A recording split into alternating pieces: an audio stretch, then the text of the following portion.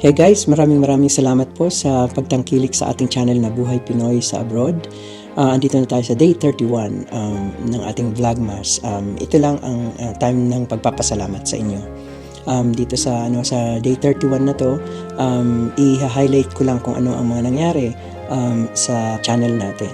So, it took me, a lot of challenges and issues para mag-explore ng kung ano ang magiging content ko sa channel, and yet na-survive ko to. Maraming salamat po sa pagtangkilik once again, and rest assured na marami pa kayong makukuha sa channel na Buhay Pinoy sa Abroad.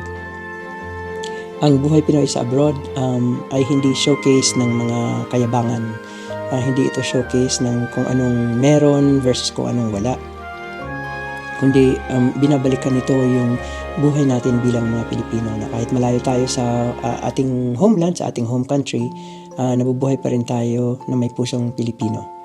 At kung paano natin ginagawa yon, malaking challenge and yet kinakaya. And sana dun sa mga kasama ko sa vlogging world, sana magkaroon tayo ng opportunity na mag-collaborate para makapag-exchange tayo ng mga bagay-bagay na nangyayari sa atin sa abroad, at ipakita natin to, i-highlight natin to sa mga kaibigan natin at mga kababayan natin na meron ding pangarap o nandito rin sa abroad, nasa Middle East, nasa kung saan-saan pang part ng mundo, at nagtatrabaho para sa kanilang mga pamilya. Ito na po ang highlight ng taon natin sa Buhay Pinoy sa Abroad.